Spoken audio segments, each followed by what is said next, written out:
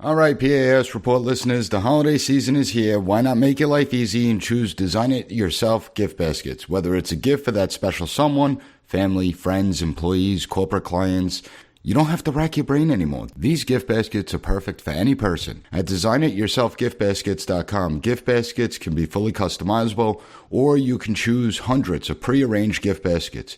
Design It Yourself gift baskets are festive for the holiday season, whether it's Thanksgiving, Christmas, Hanukkah, and you can be sure that these beautifully decorated gift baskets will make anyone feel appreciated. No matter who you're shopping for, go to designityourselfgiftbaskets.com. And best of all, you get to save money. P.A.S. report listeners can get 10% off your order using code PAS at checkout. So go to DIYGB.com, find the perfect gift this holiday season, and use coupon code PAS at checkout to get 10% off today. Welcome to the P.A.S. Report Weekly Roundup Podcast. The P.A.S. Report provides an honest analysis on the critical issues that matter to you without the biased media filters. Here's your host, Professor Nicholas Giordano. What's up, everyone? Welcome to the P.A.S. Report Podcast. This is your host, Nick Giordano, and today marks the 81st anniversary of Pearl Harbor. It marks our entry into World War II.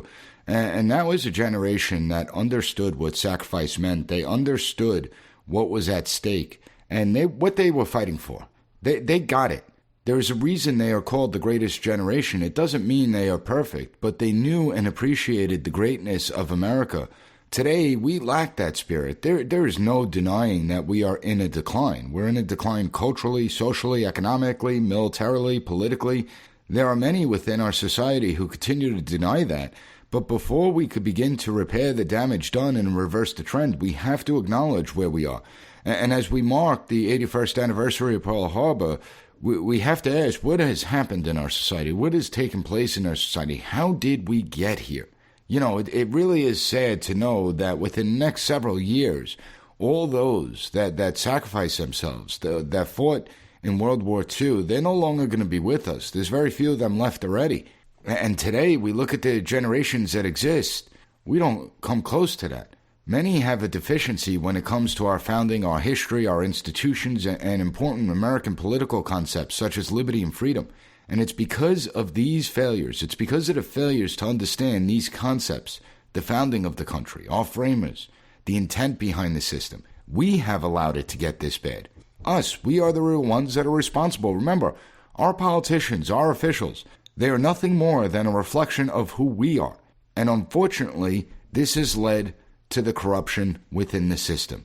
And the corruption within the system is toxic. It's a cancer. It's not corruption based on bribes and money. That happens too. But it's a corruption based on ideology. A corruption based on ideology that has led to the political weaponization of our institutions of governance. This cancer has not limited itself to the halls of our governing institutions.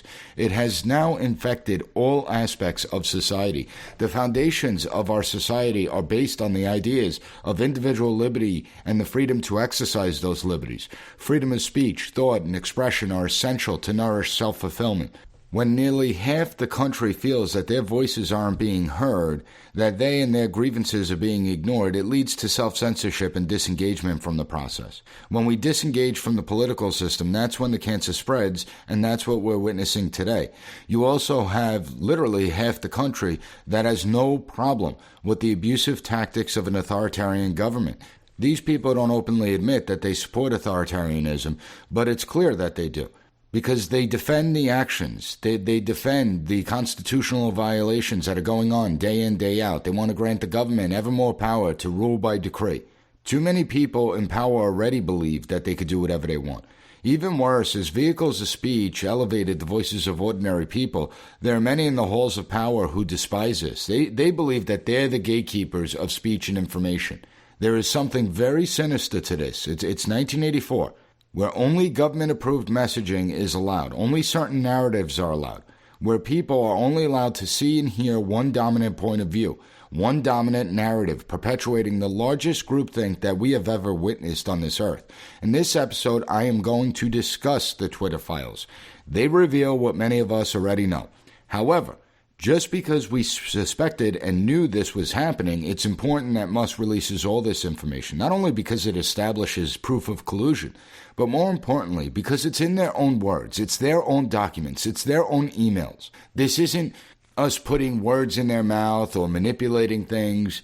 These were the things that they were doing behind the scenes. And I'll explain how the Twitter files tie directly into the national strategy for countering domestic terrorism. I'll explain exactly how it works. And this document, remember, the national strategy, I covered this document a lot here. I think I'm one of the few that actually talked about this document. Thankfully, Tucker Carlson, Miranda Devine, they have covered this as well. But this document was issued by the Biden administration in June of 2021. However, it's been in development for a few years. There's no doubt about that, and I'm going to get into it. Before I jump in, make sure you subscribe to the podcast so you never miss an episode. And if you find the show informative, share it with your family and friends. I also want to hear from you. So you want to provide feedback, send an email, podcast@PASreport.com, podcast@PASreport.com. In last week's episode, I left off with a quote published in The Atlantic where you had two well-esteemed law professors, the so-called experts, arguing for speech controls on the internet. I've read this quote many times on this podcast because it represents how these people actually think and how frightening it is. They believe they are the guardians of democracy.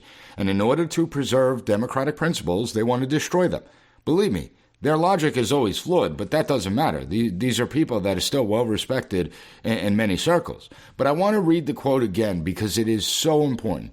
Quote, "In the great debate of the past 2 decades about freedom versus control of the network, China was largely right and the United States was largely wrong, as significant monitoring and speech control are inevitable components of a mature and flourishing internet, and governments must play a large role in such practices to ensure that the internet is compatible with social norms and values," end quote.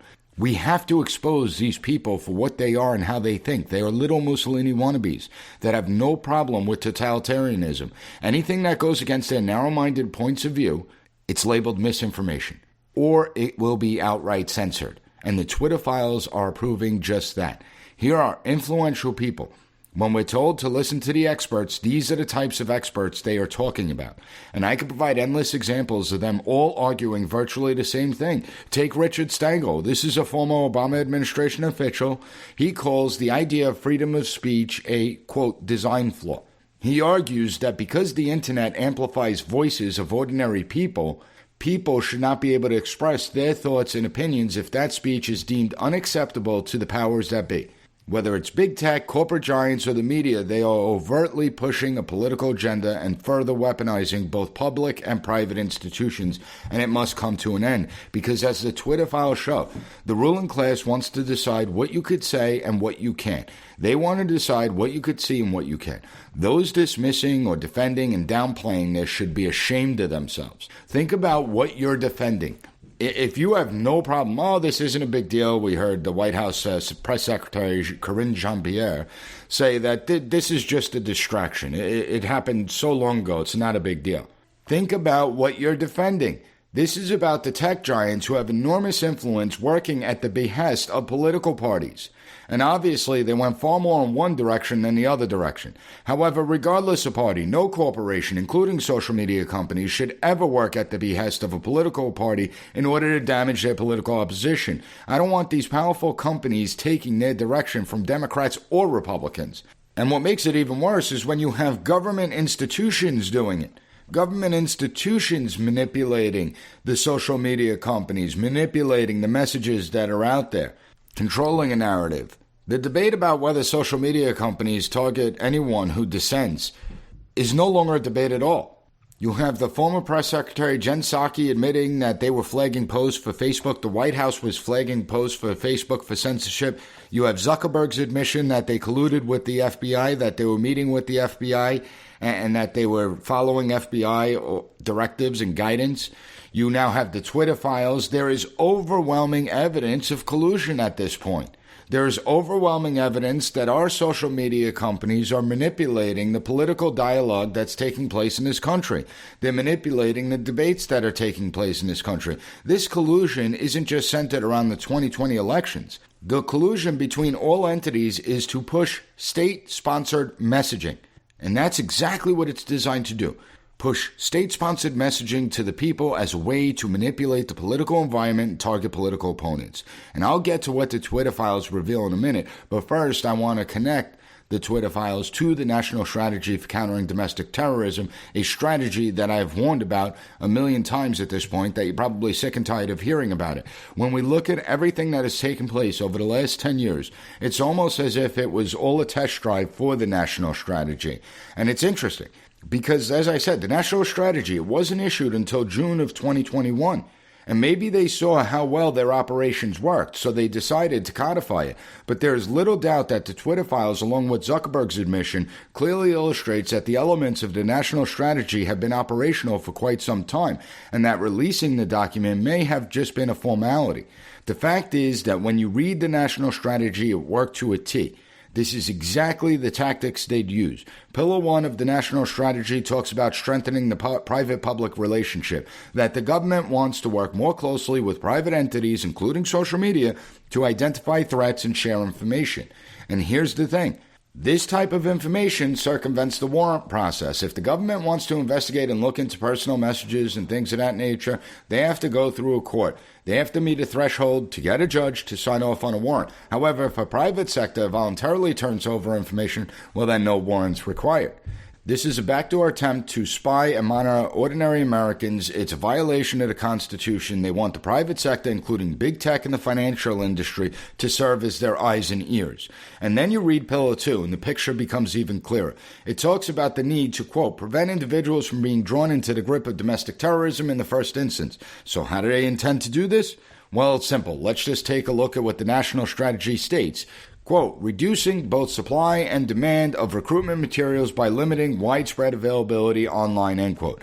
This is nothing more than a call for widespread censorship. See, in an effort of controlling and preventing misinformation, disinformation, and domestic terrorism, they have to control the narrative. You could only control the narrative if you control the flow of information. And it's clear that the ruling elite want to determine what you see, what you hear, what you can watch, and so much more.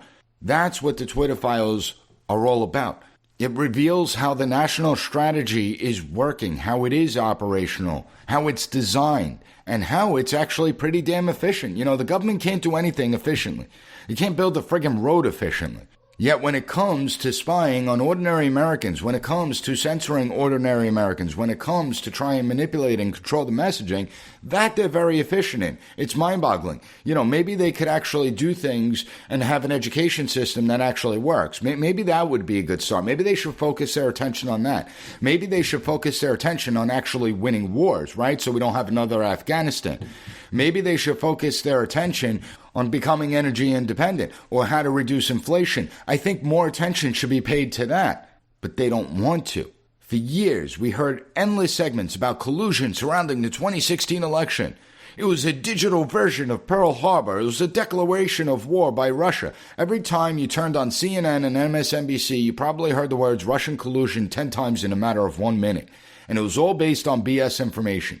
Here you have actual collusion between the Biden campaign, the Democrat National Committee, Twitter, Facebook, the FBI. And don't you find it interesting how we constantly hear about the same names? The same names involved in Russian collusion are also the same ones involved here. Names like James Baker, who is special counsel for the FBI, and now his name is mentioned in the Twitter files because when he left the FBI, he ended up getting hired by Twitter to serve as the Deputy General Counsel. The tentacles of the swamp rats in D.C., they go very far. Here is the guy that played a major role in the Russian collusion hoax, and now he's part of the plot to censor the Hunter Biden laptop story. When did all these entities become so ideological? When did the bureaucrats become so ideological? It used to be that bureaucrats just did their job, regardless of who was in office and which political party controlled the office. Now they're actually pushing an agenda. They're actually pushing ideology. It's insane. Not for nothing, but there was no evidence of Russian collusion. It was all based on BS. Nothing but innuendo and anonymous sources. When it comes to the Biden family business and the Twitter files, it's in their own words. It's their own documents. It's their own emails. It's their own bank statements. It's their own conversations. It is truly amazing. Here you have the Biden family engaging in questionable and very likely criminal behavior. And in the case of Twitter, they're engaging in unethical behavior at the very least. Yet the media wants to continue to sweep it under the rug. The Biden family corruption and Twitter files, nothing to see here. Move along. Not a problem. Just a little minor distraction. No, this is a huge deal because the back channels between Biden, the DNC, and Twitter ran deep. We now have internal emails showing that the Biden administration would provide lists to Twitter executives of accounts they wanted censored and suspended. They wanted to ban critics and remove negative stories about Biden. And who knows how deep the shadow banning went for those who were able to remain on Twitter. Not for nothing, but if you track the impressions of a particular post, which you can do, I saw an enormous drop-off of impressions from the summer of 2020 up until March of 2021. An enormous drop-off. And I am not the only one. This clearly amounted to an anti-free speech campaign, but worse than that, it was an organized campaign to target political opposition. And I think that's what makes it so frightening. That's the far more important point that so many people are ignoring. This was a very successful operation. I spoke about Communist China and the CCP last week. This is something right out of their playbook. I mean, they're probably applauding the Biden administration right now. Oh, that's an unfair comparison, Professor Giordano. You're comparing the Biden administration to the CCP? That's not right. That's hyperbole. You're exaggerating. Understand. The Biden campaign would give them, Twitter executives, a list of accounts, and Twitter executives would reply with, handled. They took care of those accounts. You know, one of the main tenets of our country is to discuss and debate the issues, to interact with those who may have opposing viewpoints.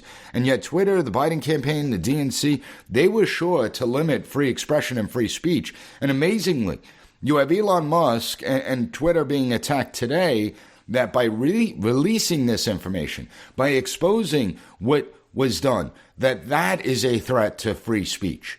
That's how demented these people are. The fact that we see this coordination from powerful social media companies with political parties is disturbing, but what's even more disturbing is how the tech giants and the government institutions coordinate messaging and actively influence the 2020 elections by suppressing and censoring information. And it's all based on nothing but a bunch of lies. The tech giants do the bidding of the government. That's what they do. Let's admit that at this point. That's exactly what's going on. And to my Democrat friends that are listening to this, understand that what one side does, the other side will engage in sooner or later. So you want to weaponize this vehicle, then don't be upset when it happens to you.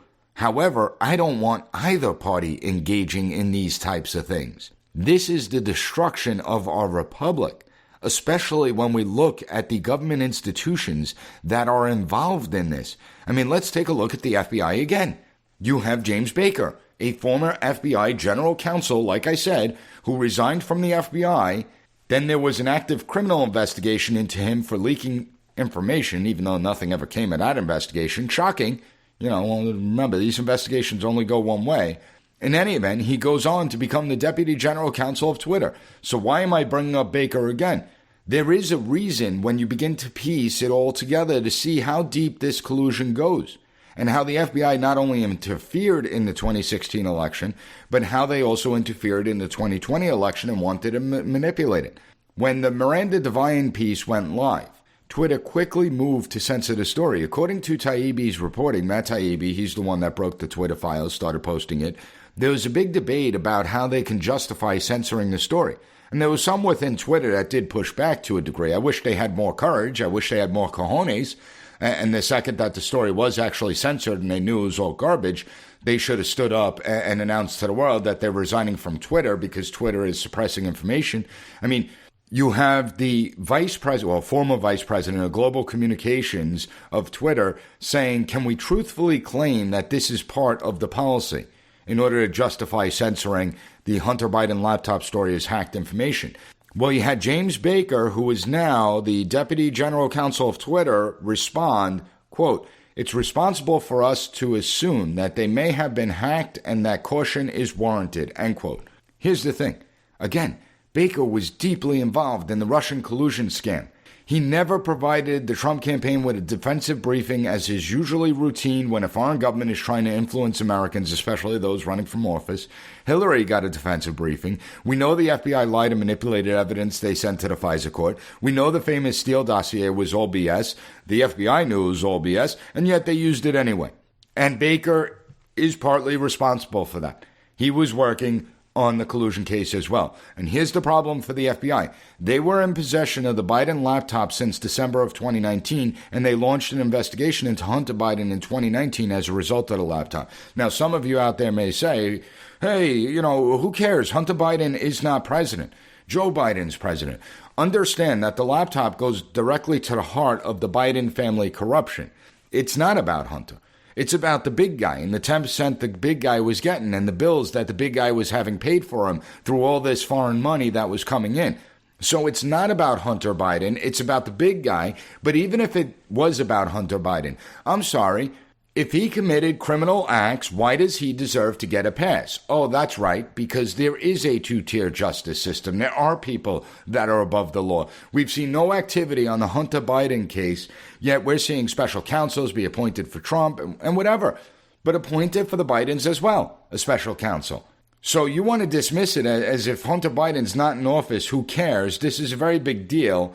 You have family, a political family getting rich off the backs of American taxpayers, a political family that is compromised, and God only knows how they could be blackmailed given all the dirt that they probably have on them. And I don't care if it's a Republican or Democrat in office. Listen, you want to show me crimes committed by any politician. I don't care if it's Joe Biden, Nancy Pelosi, Donald Trump, Ron DeSantis. I don't care who it is. Show me that crimes were committed. Investigate and prosecute. That's it. End of story. But don't sit there and tell me that the laptop isn't a big deal. Months before the 2020 elections, the FBI went to these social media companies to warn them about a Russian operation of a hack and dump. That Russian operatives were going to hack and dump information that damaged the Bidens and warn the social media companies to be on alert. And they did that because they understood that Rudy Giuliani got a hold of Hunter Biden's laptop. They understood that Rudy Giuliani was going to give it to the press for them to report on it. So it's not like they didn't know that the Hunter Biden story was coming down the pike. They knew it wasn't Russian disinformation when they met with Twitter officials to tell them it was Russian disinformation. If you lie to an FBI agent, you're going to jail. You're getting arrested and you're getting charged. But if an FBI agent lies to everyone else, that's okay. Nobody cares. Are you kidding me? And when it comes to the laptop, you had Baker say that it's reasonable to assume they may have been hacked. I have questions for this. He could have easily found out whether the laptop was authentic just by reaching out to his former colleagues. What do you think? He doesn't talk to his former colleagues anymore? The guy left the FBI in 2018. The Biden investigation started in 2019. Do you really think that over a year period, he doesn't talk to any of his old friends, to his former colleagues at the FBI? Of course he did. So all he had to do was pick up a phone and say, hey, is the Biden laptop real? Is this a real thing? And they would have gotten their answer. I have zero doubt that if we dig deeper on Baker, we're probably going to find that he knew about the laptop and Hunter Biden investigation before he even started working for Twitter, long before Miranda Devine's piece. I don't believe for a second that he didn't know about the Biden family business or that Hunter's name never came on the radar screen, especially given all the foreign dealings and the foreign monies that were pouring in. Again, he left in 2018. He left the FBI in 2018. The Biden investigation was launched in 2019. You're telling me he didn't know anything about the Hunter Biden investigation, the laptop, or anything like that? Given the nature surrounding Hunter Biden's lifestyle, are we really going to say that Hunter's name never came up while Baker worked at the FBI for like 20 years? Over 20 years?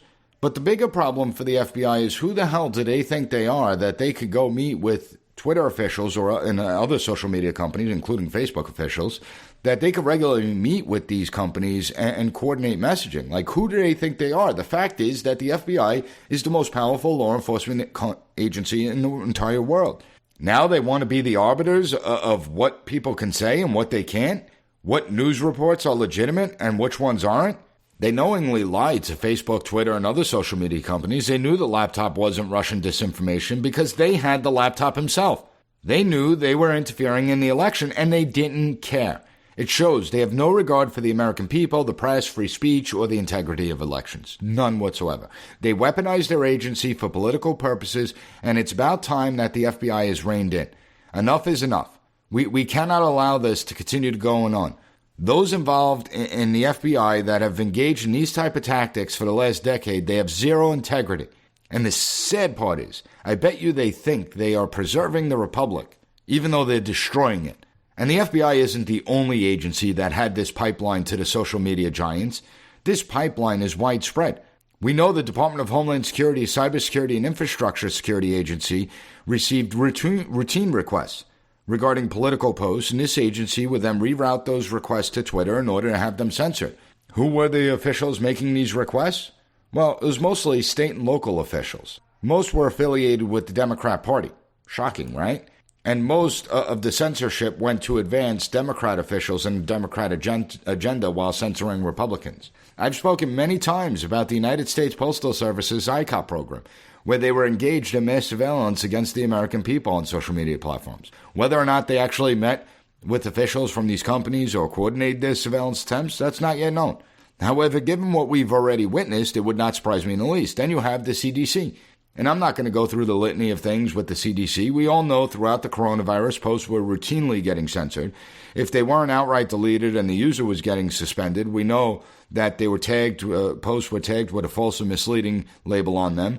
Also, the extent of shadow banning is still unknown, but we will find out sooner or later, and we know shadow banning was being used extensively. But one of the most egregious interactions between a CDC official and a Twitter official, the CDC's digital media chief, Carol Crawford, worked with Twitter executives to censor what she deemed were, quote, unapproved opinions, end quote. What the hell is that? Apparently, we are no longer allowed to have opinions of our own. We have to get our opinions approved by the powers that be. An opinion is no longer something that you're entitled to.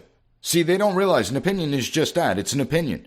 We could use evidence to give our opinions more weight, but regardless of evidence, we are allowed to have freedom of thought. We are allowed to have opinions. Opinions go to the essence of what constitutes true liberty. But according to the little Mussolini wannabes out there, you're not allowed to have an opinion anymore. That is unacceptable. It will not be tolerated. Only obedience and compliance will be tolerated. You know, this woman, Carol Crawford, should be terminated immediately. Any government official that talks like this should be barred from ever working in public service again. No excuses.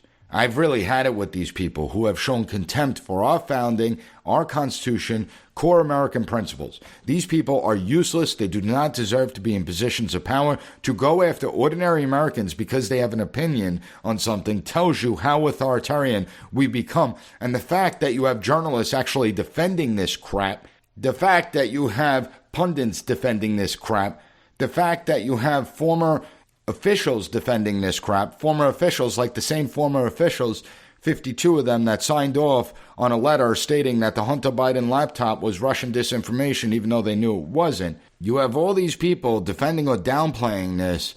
It tells you everything you need to know. They should be ashamed of themselves. They have zero integrity. The words unapproved opinion should never be uttered by any type of bureaucrat, by any type of official, by any type of journalist, by anyone in any private corporation. Unapproved opinion. And listen, it's a two-way street. According to the report, the Trump White House also contacted Twitter to get content removed. Now, we don't know in what context or the extent of the request. But either way, it's wrong for them to do that as well. I don't care what party it is. I don't care who's in office.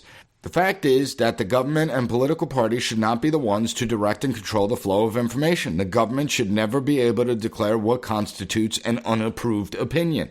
The government shouldn't be meddling in our elections and working with the private sector to interfere in our elections. It's out of control and it needs to end. The cesspool of corruption is deep, and just proves the point of how most aspects of our society have been weaponized politically. You have the Biden administration announcing investigations into Musk and Twitter, not because of criminal activity, but because he exposed the frauds, because Twitter is no longer under the control of the DNC. It's ridiculous. They have no regard for our liberties. They have no regard for our freedoms.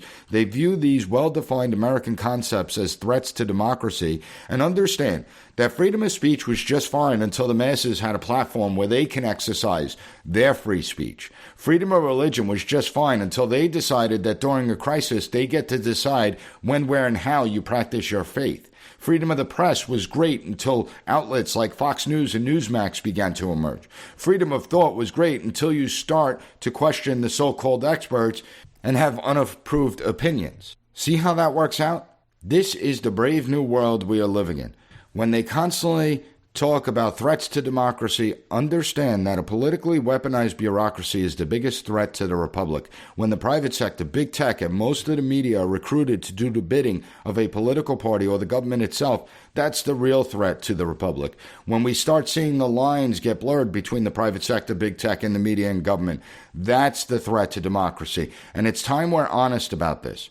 We should condemn this type of political weaponization regardless of which political party is engaged in this. And I don't care, whoever is involved, they should all be held accountable in some sort of way. Republican, Democrat, Independent, Libertarian, I don't care. Everyone should be held accountable. We cannot let this continue.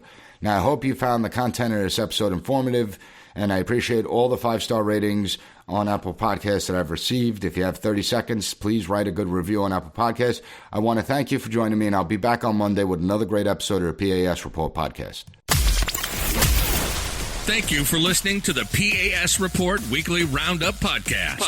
Have a good one. Bye. Be sure to rate, share, and subscribe to the podcast so you'll never miss an episode. Also, visit PASreport.com and follow us on Twitter at PAS Report.